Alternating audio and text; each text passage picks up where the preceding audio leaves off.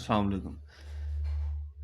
गुज़श्ता महीनों में गवर्नमेंट ने बिजली के बिलों की मद में मुल्क को चलाए रखा। जो बाहर से पैसा आता है इनके पास मेरा यहाँ पे एक बात क्लियर कर दूँ, गवर्नमेंट से मुराद तमाम हुकूमती अराकीन, सियासी और गैर सियासी, और जितने भी इंतज़ामी इदारे इस वक्त मुल्क को चला रहे हैं, जब से मुल्क बना है तब से लेकर अब जब कोई इंतज़ामी इदारों को फ़र्दन फ़र्दन नहीं बताया जा सकता, इसलिए कि एक तो टाइम लगेगा और ऊपर से नुकसान भी हो सकता है ज़्यादा। सो पिछले महीनों तो कुछ महीने महीने तो गवर्नमेंट ने बिजली के बिलों में आवाम की लेके मार के अच्छी तरह मुल्क को चलाए रखा। जो बाहर से इन्हें पैसा अमदाद की मद में, कर्ज़ों की मद में जो भी कुछ आता है वो इन्हीं का है। वो आता है आवाम के नाम पे, लेकिन वो इन्हीं का होता है। स्विस बैंकों में, दुबई में, यूएई में, अमेरिका में इनके मामला सेट होते हैं। अच्छा, अब की बार इन्होंने बिजली तो इस्तेमाल कम होती है सर्दियों में, इन्होंने वो चलान वाला सिस्टम शुरू कर दिया। अच्छा, उसका नुकसान ये हुआ, ओवरऑल आवाम को नुकसान ये हुआ कि एक तो पहले तो था, पहले भी ये कानून लागू था लेकिन इम्प्लीमेंट बहुत कम था। बड़े शहरों में होता यह था कि अगर कोई वार्डन या पुलिस वाला रोक लेता था किसी सिविलियन को, तो वो 200-300 रुपया दे के अपनी जान छुड़ा के निकल जाता था। जो एहलकार होते थे वो सारा दिन 200-300 इकट्ठा करके, वो आप सादी सी मिसाल है, अगर 10 बंदे भी रोके तो 200-300 वाले तो 2-3 हज़ार उनका बनता था दिन का। वो हंसी खुशी अपना घरों को चले जाते थे। लेकिन अब ये 2000 वाला जो इम्प्लीमेंट इन्होंने सख्ती से करवाना शुरू किया, उसका नुकसान आवाम को दूसरा ये हुआ है कि वो ही वार्डन या पुलिस वाला जो पहले 200-300 रुपया लेके, मेरे खुद के साथ एक्सपीरियंस काफ़ी बार हुआ है, 200-300 रुपया लेके वो छोड़ता था, वो अब 1000 से कम बात नहीं करता, 1000 पूरा लेता है। तो बात करने का मकसद को कि इस बार इन्होंने चलान के सिलसिले में, अच्छा मेन जो मुद्दा मैं बताने वाला था, ये तूफानों की बात ही लहरा हो गई। मेरे एक जानने वाले के, वो काफ़ी अच्छा दोस्त है, उसका काम है ये जो स्टडी वीज़े पे बच्चों को बाहर भेजते हैं, उसकी ये इस तरह का कोई ऑफिस है। उसने मुझे 2-3 दिन पहले एक बात बताई, उसके 2 बच्चे स्टूडेंट्स जो साइप्रस के वीज़े पे स्टडी वीज़े के लिए गए मुल्तान एयरपोर्ट से, उनका तकरीबन 30 से 32 लाख पर बंदे का, पर स्टूडेंट का खर्चा हो चुका था ओवरऑल, ए टू जी हर चीज़ पे। मुल्तान एयरपोर्ट पे उन्हें जी FIA ने रोक लिया। ये जो नई आजकल हरामजदगी शुरू की है उन्होंने बोला जी अपनी फलां आपका पेपर मिसिंग है, वो मंगवाएं, वो मंगवा लिया। उसके बाद जी फलां चीज़ भी मिसिंग है, वो भी मंगवा ली। उसके बाद उन्होंने कहा जी आपकी होटल की जो स्टे है जहाँ पे आपका आगे साइप्रस में, वो मंगवाएं, वो भी मंगवा लिया।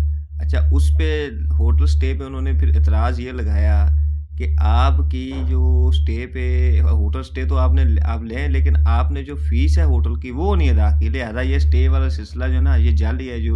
जो भी डॉक्यूमेंटेशन आपने दी है होटल के माध्यम में, ये आपने जाली बनाई है। ये तो कहीं नहीं होता कि आप पैसे बाद में दें, यानी स्टे जहाँ पे करना है वहाँ पहुँचने के बाद पैसे दें, पहले देने पड़ते हैं, तो ये जाली है, आप लिहाजा नहीं जा सकते ऑफ रोड।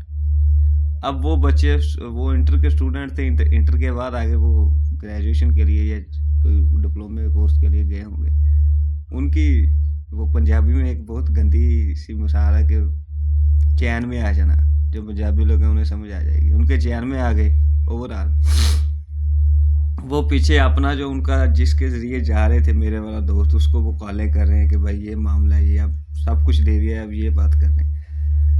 उसने उन्हें कहा कि यार तुम ऐसा करो, ये जो मुतलका एहलकार बात कर रहे हैं ना, उससे बोलो कि भाई सर काइंडली बताएं कैसे हमारा मामला सीधा होगा।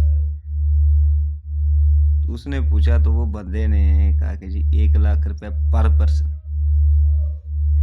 अब उन बच्चों के पास 50 हज़ार रुपये थे दोनों के पास, कैश पाकिस्तानी, और जहाँ जा रहे थे वहाँ की कुछ हज़ार थे फी बंदे को, 1000, 1500, 2000, जितना भी फी बच्चे के पास था। उन्होंने वो 50 हज़ार निकाल के पाकिस्तानी आगे रख दिया। उन्होंने कहा जी थोड़े हैं, 1 लाख का है, थोड़े हैं, पूरे करें। किस्सा मुख्तसर के फ़्लाइट उड़ने में कोई 20-25 मिनट या 18-20 मिनट थे। उस वक़्त जाके उन्होंने 50-50 हज़ार पाकिस्तानी दिया और 100-100 यूरो अपने कैश जो वो लेके जा रहे थे उसमें से निकाल के उसे दिया। फिर उनकी जान छूटी, फिर हो गए। अब यहाँ पे एक अहम बात समझने वाली ये है कि ये फ़र्ज़न तौर पे इदारा या वो बंदा मुलाज़िम जो बैठा है वो ये काम नहीं कर रहा अपने लिए।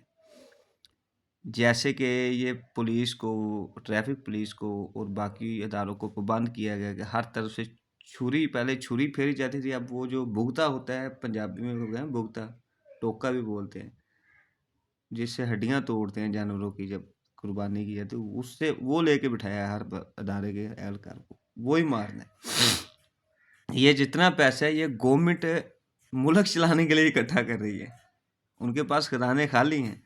मेरे बहुत करीबी, मेरा एक बंदा बहुत ही करीबी, मेरी फैमिली मेम्बर एक रिटायर हुए हैं अभी, उनका तकरीबन 27 से 37 लाख रुपया गवर्नमेंट ने उनकी पेंशन से, वो पेंशन जो उन्होंने वो अपनी सालाना मंथली सैलरी से कटौती होती थी, वो पैसे उनके गवर्नमेंट ने इस माध्यम में खा लिया कि जी खजाना खाली है तो हम पे नहीं कर सकते। यानी वो पंजाबी में कहते हैं आप पे ने लेने लै नहीं लेने जा जो पटना पाट लें, वो बात की। अब वो बंदा जिसने लेने वो मजबूर हो जाता है। तो ये खजाना जब भरने के लिए और मुल्क को चलाने के लिए ये इस तरह की चूतिया हरकतें कर रहे हैं, और जो इनके पास बाहर से मामला जितने भी आते हैं वो आपने मेरे से ज़्यादा आप सारे समझदार हैं और खबरें पढ़ी होंगी। 53 सौरभ वाला जो स्कैंडल सामने आया उसमें तो यहाँ तक कि जो अदारों के मुलाजमीन हैं उनके नाम तक IMF ने लगाए और ओहदे तक लिखे हैं, जिन जिन लोगों ने वो 53 सौरभ की करप्शन की है। तो वो सारा मामला इसी करप्शन की जद में चला जाता है। और हमें चलाने के लिए, सिस्टम को, मुल्क को चलाने के लिए जो अवाम पे जो ये हेल्थ कार्ड, कभी किसान कार्ड, कभी जनाब सेहत कार्ड, तो कभी स्पोर्ट्स कार्ड, कभी राशन, ये जितने भी चुतियापे होते हैं इनको चलाने के लिए इसी तरह पैसा इकट्ठा कर रहे हैं। पहले हुकूमतें भी करती थी ऐसे ही जुगाड़ लगा के, ये भी कर रही हैं। तो अभी इन्ना लिल्लाहि व इन्ना इलैहि राजिऊन है इस मुल्क का।